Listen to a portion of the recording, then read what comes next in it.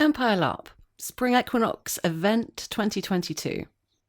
This is a quick overview of some of the information that our readers might find useful for the upcoming event. You can find all this information as well on the wiki. COVID. To attend the event, you must be vaccinated or have completed a recent negative COVID test. You'll need to go and read the COVID entry requirements carefully to make sure you understand what's required. Additional safety measures governing operational aspects of the event may be announced on the run-up to the event, but they'll continue to work with the dedicated health team, and they'll publish a definitive set of measures as early as possible, based on the identified COVID risks at that point in time. IC News. You can read or listen to the 384 YE Spring Equinox Winds of Fortune and the Winds of War for all the latest in character developments throughout the Empire. There's an event schedule on the wiki that shows timings of IC activities common to all Empire events. There's also a list of all the upcoming Imperial elections. Battles. At the event, there's going to be 2 large battles, one Saturday morning and one Sunday morning. The large battles follow the normal rule for battles, so you may only participate in a single battle as your character, and you have to monster the other one if you decide to participate in one. The sides for the battles will be chosen by the generals in the muster of the Imperial Military Council on Friday night. Each of the 2 battles must have at least 104 and at most 111 force weight sent on it. However, at present, here are your estimated force weights. Brass Coast have 13, Dawn have 36, Highguard 17, Imperial Orcs have 8, the League have 17, Marches have 20, Navarre 39, Urizen have 11, Varushka have 12, and Wintermark have 42. The Sentinel Gate opens at 11 AM regardless of whether anyone is ready or not. If you're playing, then make sure you arrive in plenty of time before this so your weapons can be checked. If you're monstering, then you need to make your way to the monster area between 9:30 AM and 10 AM to give us time to get you into costume, makeup, and debriefed. If you turn up after 10:30, you're going to be turned away. Dusk. For this event, they're defining Dusk as beginning at 2050 and ending at 2150. There is no bow or crossbow use in Anvil after 2050 or on quests that start after this time. The bow safety rules prohibit the use of bows and crossbows after dusk begins. So at this event, they're defining that point as 2050 each day. So that's 10 to 9. This means you can't use a bow in Anvil after this time or on a skirmish or quest that starts after this time. The necromantic ritual, Whispers Through the Black Gate, can only be performed for 1 hour around dusk. At this event, that means the ritual can be performed anytime between 2050 and 2150. Toilets. Toilets are marked on the map with a T symbol. You can find the maps on the wiki. The main blocks are the ones near Moorish, near God, and in the OOC player field adjacent to the crew area. All the larger blocks of toilet and hygiene facilities that are located around the site are split into male, female, and gender-neutral toilets. All our participants are entitled to use the facilities that they feel most comfortable using, and you must not challenge other participants when using the facilities. Sitemap. Sitemap is also available on the wiki. The camp planner for each camp will have their own layout for the camp, showing where all the tents they know about are to be pitched. If you're bringing an IC tent, please make sure you contact your camp planner before the event to let them know what you're bringing. If you don't know where you're supposed to be camping, please speak to the camp planner on arrival at your nation's camp. Accessibility camps. The areas marked with a wheelchair are the out-of-character camps that are for use by participants with additional accessibility needs. PD have increased the size of the main accessibility camp opposite the Marcher camp this year to try to ensure there's enough space for everyone. In addition, they'll try to manage the space to allow participants with accessibility needs who aren't stopping on site to park here when they come and go each day. Please let the crew know if you need to camp or park here.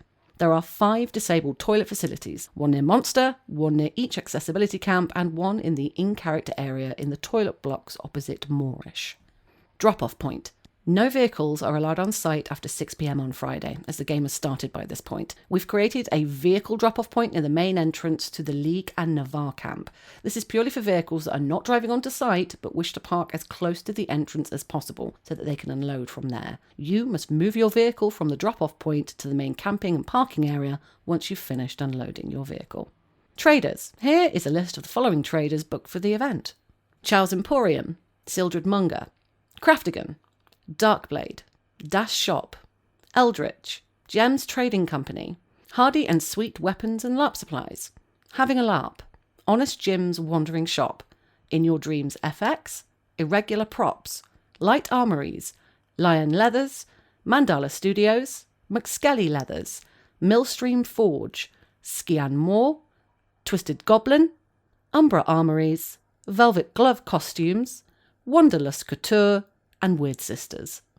Tickets. The Gate Crew at all PD events have a list of every player who's booked for the event on it. They'll check off your name as you arrive, and if you're not sure if you're booked for the event, you can check your booking status by logging into your PD account or by emailing the head office. Please ensure that you've entered your car registration number on your PD account if you're travelling by car. If you've claimed the concessionary ticket price, please make sure that you email a copy of your proof of eligibility to the head office or bring a copy with you to the event.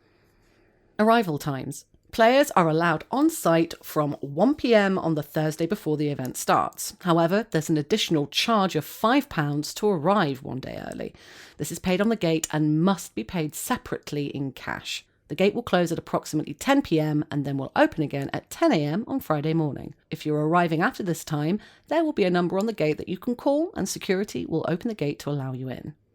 Time in. Empire begins at 6 p.m. on Friday and ends at 1 a.m. that night. On Saturday, time in begins at 10 and ends at 1 a.m. And on Sunday, the last day of an event, time in begins at 10 and ends at 3 p.m. All players must be off-site by evening of the last day. Registration. PD will open God, the game's operations desk, for event registration at 12 o'clock noon on Friday. It's likely that God will also open on Thursday evening for a couple of hours for pack collection only if they're ahead with their preparations. A sign will be put up outside God as soon as it's open. Once you've pitched your tent, you can then come to God to collect your event pack. Your event pack will contain your character passport, your character's money, fizz wraps for resources that you have, ribbons for any special items, and cards for mana crystals, liao, and herbs. Weapons check. Bring your weapons to the weapon checkpoint on the main road at the bottom end of the Highguard camp, just down from God, to get them checked by a Profound Decisions weapons checker before use. There'll be a large grey banner on the tent to identify it. The best time to get your weapons checked is Friday day, before the event starts, where possible.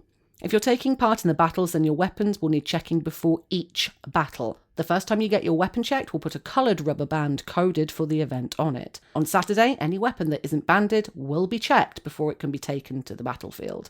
On Sunday, we'll also check all weapons before they go onto the battlefield. Any weapon that fails the safety check will be tagged with a weapon fail cable tie and must be stowed in an OOC area, or at God if you don't have access to any, until the end of the event. Telephone. For appropriate use only, the on-site mobile number is 07817 133 793. This phone will be manned by Profound Decisions events team on the run-up to the event and held by the security team throughout the event. If you need to get a hold of PD to report an emergency, then you can call this number. God. Any inquiries that you've got about your character, the game or the event can be dealt with at God, or the game's operations desk. This is located in the out-of-character camping field near the entrance to the IC area. First aid. The first aid tent is immediately in front of God. Qualified first aid staff are available here at all times or via God. Please report any medical problems to first aid or to any member of staff with a radio. Food and drink. Drink and snacks are available from the Fully IC Tavern. The bar will be serving drinks on a Thursday evening, but is out of character until time in on Friday. There are a wide range of caterers serving food and drinks listed here and in the wiki. Your food and drink traders are Been There, Drunk That, Cantina El Burrito, Fresh Roots, Jabberwocky, Moorish Good Food, Pizza You'll Love, Smoky Hole, and Yuli's Bratwurst. And for reference, there is a good selection of regular, vegetarian and vegan food available.